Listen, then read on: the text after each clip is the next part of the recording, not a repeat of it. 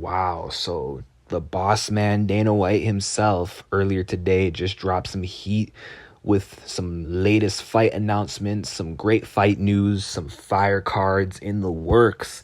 So UFC is returning to Salt Lake City July 29th. Not sure why they're going back to Utah though, because last time they went there, it didn't go well because of the elevation. People were like gassing out after a round.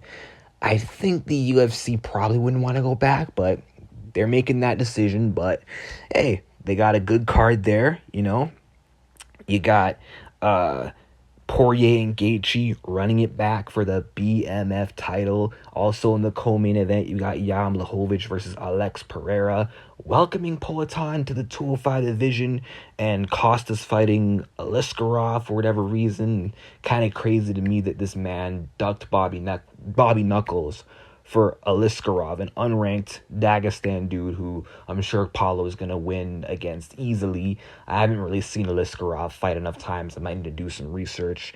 And then Ferguson showing up for another loss against Bobby Green. Chiesa versus Holland. This is a great card, but most particularly I want to talk about the main event and the co-main event. Man, Poirier, Gaethje, BMF belt on the line now that Jorge Masvidal is retired. This is going to be a very interesting rematch, man. Both guys just recently bounced back from their losses to Oliveira when Dustin submitted Chandler in a war. And Justin Gaethje, he derailed the momentum of Rafael Fiziev. Defied the odds, bounced back there, got a big win there against Fiziev in a great action-packed fight. Now these two meet once again. Gaethje has a really good chance, and he's gotten better since, but yeah, I don't know, man. I still gotta roll with the diamond, bro. I just feel like stylistically, it's not the best matchup for Justin Gaethje. I think Poirier's too technical for him. He's better with the hands. He's tough enough to handle Gaethje's power. He can withstand the leg kicks and stay in the fight long enough and eventually overtake the fight with his superior boxing and his volume. And I don't know. I feel like it's just going to be similar to the last fight. Probably another finish for Poirier, maybe within 3 rounds this time, or maybe it goes to a decision and Poirier outpoints him. But man, they're going to be in Salt Lake City, Utah, so I'd expect both guys to probably gas out after the first round, which would make this fight very interesting, unless both guys are prepared for the altitude there, but we shall see. But I think the Diamond's going to walk out as the BMF champion, man. He owns that violent cycle between himself, Gaethje, Alvarez, Chandler. He's beaten them all, man. I don't think that's going to change. I don't think he's going to lose that perfect record. I think he's going to beat Gaethje again. But, hey, I don't count out Justin. He has a great chance. He could win. But I'm siding with the Diamond on this one. And then we got the co-main. Jan Blachowicz versus Alex Pereira. Man, Pereira is coming back very soon. After what happened against Israel Adesanya, how that fight ended, he got knocked out brutally, quick turnaround, but hey, he's going up a division, so maybe his chin will be better, the less weight he has to cut, but still risky to come back this quickly, and it's against a dangerous opponent, a dangerous, powerful striker in Jan Blachowicz, and Jan is one of the best strikers, best kickboxers at 205, and he's durable as well, but moving up a division, Pereira might have more power than he did at middleweight, so it's going to be interesting, and everyone has a good chin until they fight Pereira, so obviously if Pereira does connect, he could definitely knock out Jan, but Jan could also knock Pereira out as well. And I think the leg kicking dynamic between the two is what's going to be most intriguing about this matchup, because Jan has some amazing leg kicking defense, good at checking leg kicks, but then again, Pereira's got great timing on those calf kicks, man. Very sneaky with them. He was giving Adesanya a lot of trouble with those leg kicks, but I don't know, man. Let's see if those leg kicks will work on Jan. I highly doubt it. Jan will probably check them, which will then just limit Pereira to just boxing with Jan, which could be very risky because it's very hard to just purely outbox Jan Błachowicz. But I wouldn't doubt Pereira because he's one of the best strikers in MMA. But Jan Błachowicz, man, he's the more complete fighter and he can grapple. I think he's got that advantage. And I think if he's smart, he's going to wrestle in this fight. I think Pereira will be prepared for the wrestling and he won't be easy to take down, but once they do hit the mat, I don't really see Pereira getting back up because he's not good at getting up.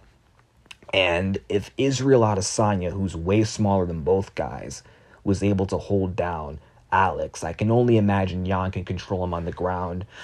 So, I don't know. We'll see. I'm not really stolen a prediction yet because it can go either way. Poatan has a great chance to knock Jan Błachowicz out, maybe beat him on the scorecards, but then vice versa. Jan can also outpoint him. He can also knock him out.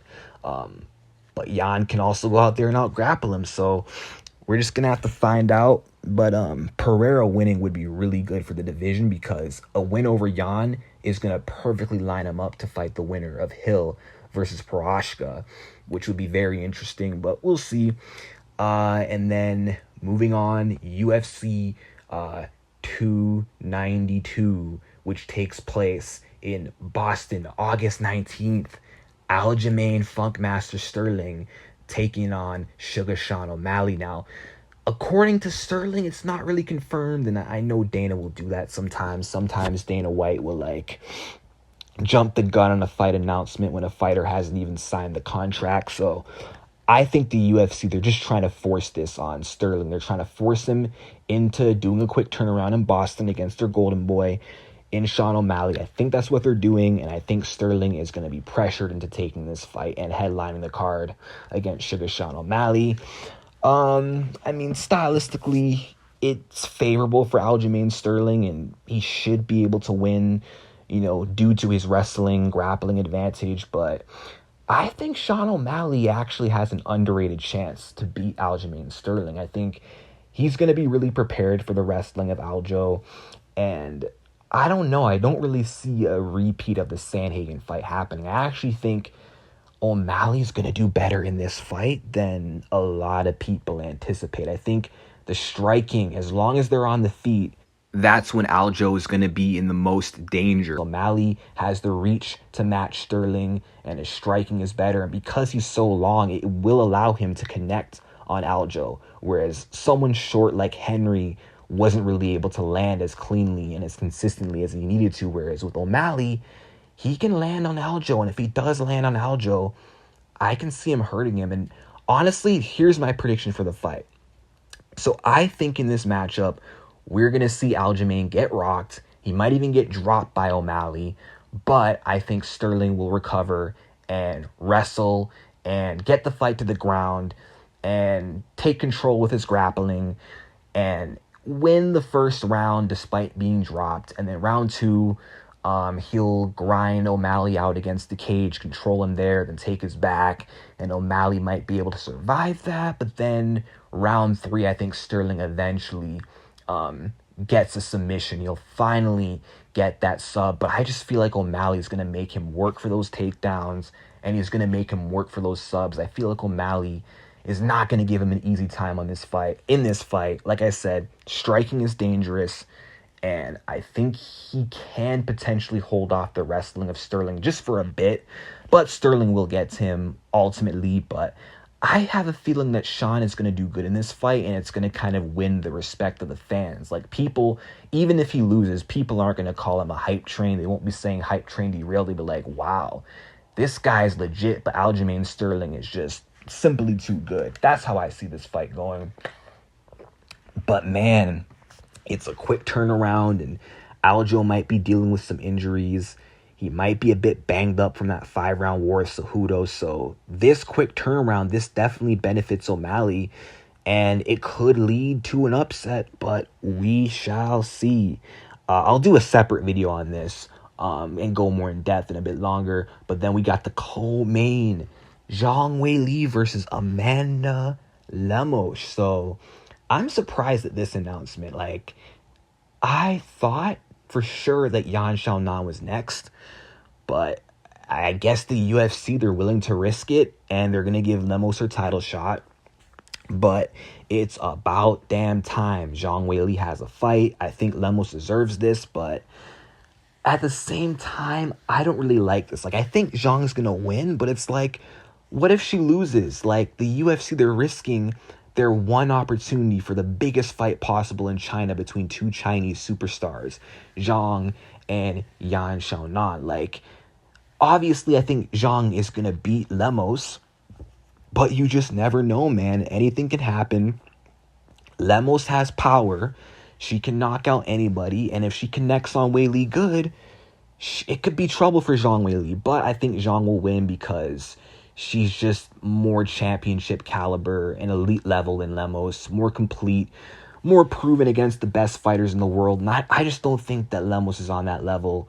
I think Zhang is better everywhere, better on the feet, faster, more accurate with her striking, and she can mix it up and wrestle if she wants to. And I think she holds a massive advantage on the ground. And I think Zhang Weili will work the grappling wrestling in this fight and maybe get a submission against Amanda Lemos. I hope she wins, but man, if she knocks out Weili, the UFC will have really fumbled the bag on this one, because they could have just not risked it and went straight to Xiaonan versus Weili. But hey, maybe it'll be all right. Maybe Zhang will win this fight, and then Zhang Weili will be able to do a quick turnaround maybe late this year or early next year and fight Xiaonan in China. But man, I am so stoked for all these fights. UFC 291, UFC 292, Poirier versus Gaethje 2, Pereira versus Jan Błachowicz, Sterling O'Malley, Zhang's back taking on Lemos. Man, I am so excited, man. The summer is going to be an absolute banger for MMA. Let me know your thoughts on the matchups in the comment section down below. And let me know your picks. And peace out.